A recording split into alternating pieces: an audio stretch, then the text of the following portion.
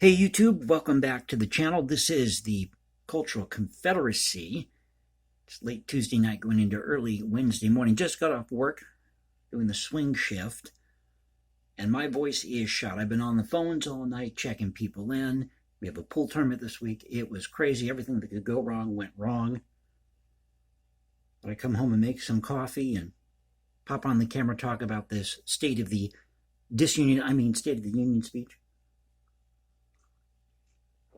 You see, folks, the dirty little secret is, and I'm here with my corncob pipe as well, enjoying some Borkum Riff whiskey pipe tobacco. I've been meaning to get a bag of the Smoker's Pride whiskey, but I thought I'd do things on the cheap this time around. I have a God Only Knows tin, so whatever I have left over, I throw into that tin. You can come up with some really cool blends if you do things that way, and you save money, and nothing goes to waste. So I figured I'd mix this with whatever I have in my God Only Knows tin. But it's been a really tough night at work, and so I thought I'd come home and do this video for you, talk about this. But yeah, what can I say that you haven't heard already, right? But I want to be honest with you, as my audience. I love coming here and doing these videos, as you know, and I never know what video is going to take off. Some of these videos I look at and go, oh my God, I've got maybe 5 or 6 views on them. But that's the way it is as a YouTuber. All it takes is that one video, and the way I look at it is if I'm reaching 1 or 2 people, then it's worth it. But don't forget to click that like button, subscribe, hit me up on Instagram at #JasonComposes. You can leave comments below. And now you can reach me, Twitter, Culture Confederacy, Twitter. And we're going to go to Breitbart because Breitbart has the best layout of what was said during the speech. They do the minutes here. So Biden starts just after 9 o'clock. So here, 9:11 p.m., Biden opens his speech by addressing Russia's invasion of the Ukraine, saying Putin badly miscalculated. Thought he could roll into the Ukraine and the world would roll over. Instead, he met a wall of strength he never imagined. He met the Ukrainian people.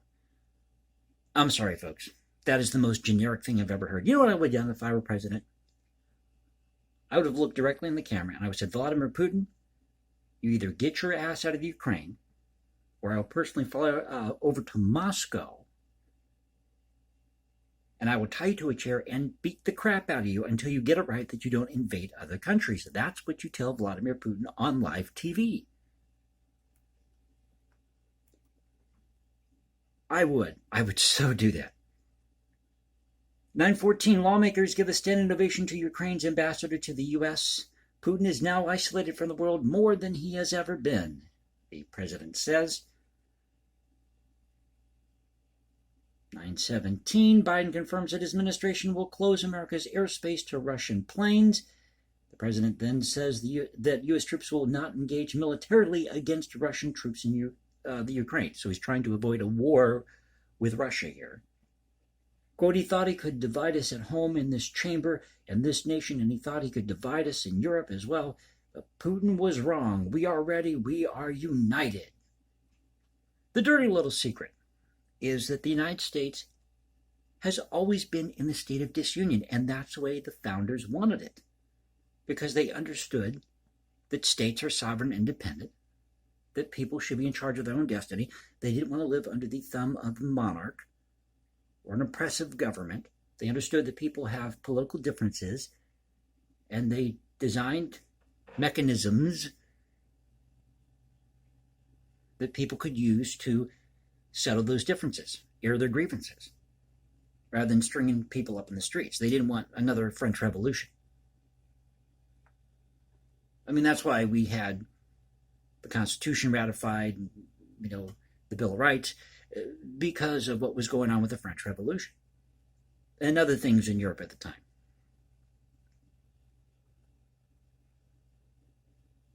So he goes on to say, tonight I can announce that the United States has worked with 30 other countries to release 60 million barrels of oil from reserves around the world. The president does not say he will halt importing Russian energy. Interesting. No, what he should have done is opened up our national reserve, put that oil on the market to at the highest price, given it to the highest bidder. That's what he should have done. Starting with Russia. tit for tat. I'd make an awesome president. I'm not trying to gloat here, but I'll tell you what, folks, I tell you like it is. I'm just a regular guy out here. You know why I tell you like it is? Because I see things day in and day out on the ground. I hear things at work, what people are saying out there. And not one person in the bar tonight, because we have a bar, which is turning more into like a tavern type establishment, maybe more a pub, because now you can order food in the bar. Temporarily, we don't have a sit-down restaurant because of everything that happened with COVID, staffing issues. You know, things are changing in the business world, in the hotel industry. So you have to take that into consideration. So at 9:26, Biden is now talking up his so-called infrastructure plan, Snorefest, which the president claims will promote environmental justice. Okay, Biden, environmental justice. We should have infrastructure at the local level. That's what we need. Infrastructure at the local level. In fact, in the Confederate Constitution, they banned anything that was used to these public works projects that were used to facilitate commerce. They didn't allow it because they knew the corruption that was taking place. They saw it with the railroads that were being built. They saw it with what was going on with these different factories in the North. So they didn't want any of that in their Constitution or in the Confederacy because there was just so much corruption then. At 9:33, Biden admits that soaring prices are a big problem, you think. Inflation is robbing us of gains we might otherwise feel. Well, what are you going to do about it, Biden? I get it. That's why my top priority is getting prices under control. How are you going to do it? Look, our economy roared back faster than most predicted, but the pandemic meant that businesses had a hard time hiring enough workers to keep up. Well, who was it that got us out of this coronavirus mess? It wasn't Biden. It was Trump. I hate to break the news to you. But Trump encouraged these states to reopen, these businesses to reopen, to get the economy moving. We are Americans. We're not going to let a virus or some two-pot dictator like Putin, because that's what he's acting like, we're not going to let him detour us and infringe on our rights as Americans.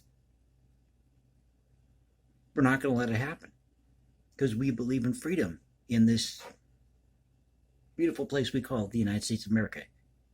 America. 9:42, Biden announces that the Department of Justice will name a prosecutor to target pandemic fraud crimes. Okay. 9:45, Biden calls for the passage of the Paycheck Fairness Act. The president also says he wants the minimum wage raised to $15 per hour, extend the child tax credit so no one has to raise a family in poverty. These are the same talking points that these Democrats have used for God knows how long. It's the same old with these people. You want somebody who's real? I'm giving it to you straight here.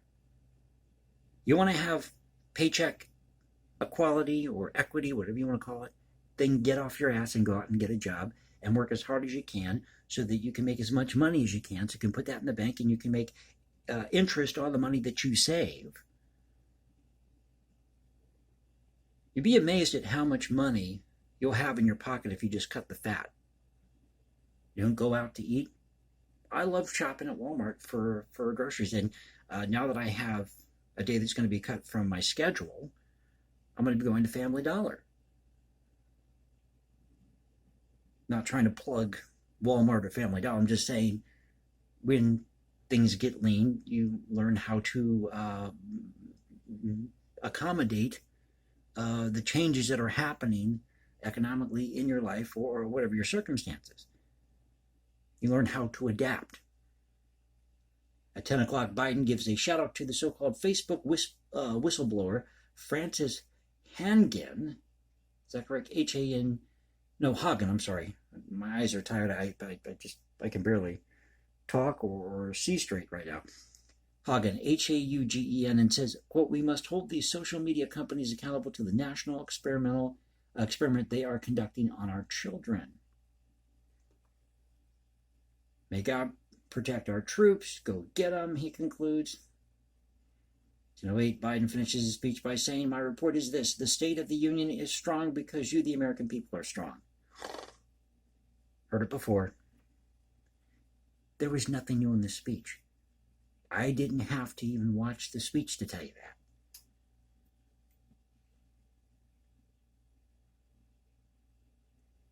So somebody at Twitter writes, "President Biden ignored his agenda. It has completely flopped for American families. Raging inflation, open borders, crime. The president did his best to try to pick himself up and provide some level of optimism, but that's not what the American people are feeling right now." And to be honest with you, yes, we care about what's going on with the people in the Ukraine. But in the grand scheme of things, we need to worry about what's going on here at home. Get these crime rates down. Get people back to work. Stop hiding behind the coronavirus, using it as a crutch. Show the world that American ingenuity, the American spirit of determination and being the best that you can be and moving forward is still strong. I don't need a president to tell me that.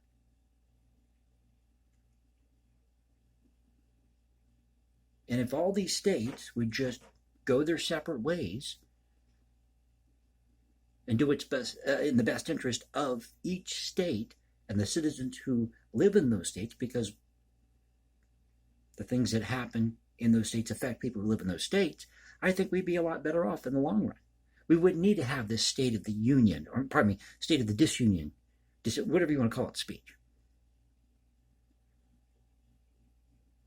So it says here, 10:25 p.m., Biden mentioned Putin 12 times and China only 3 times during his address, Breitbart News reports.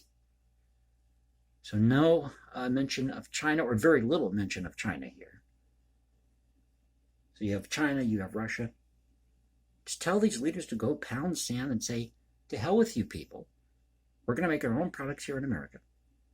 And Putin, we're not going to do any trade with you. We're not going to buy your oil. We're not going to allow immigration to and from your country. You're cut off from the world. Let's lead by an example here. So I thought I'd come here to talk about this. I know it's not my best video. Like I said, got off work. My voice is shot. I'm tired. Can't see straight. It's been a long night. But I want to come here and be honest with the audience and just tell you what I think about this speech. Take it for what it is. And again, you like the video, please click that like button, subscribe. Hit me up on Instagram at #JasonComposes. Leave comments below. Now you can reach me at Twitter, Culture Confederacy at Twitter. This is the Culture Confederacy saying peace out. Stay safe, everybody. God bless this great country. And I'll catch you next time.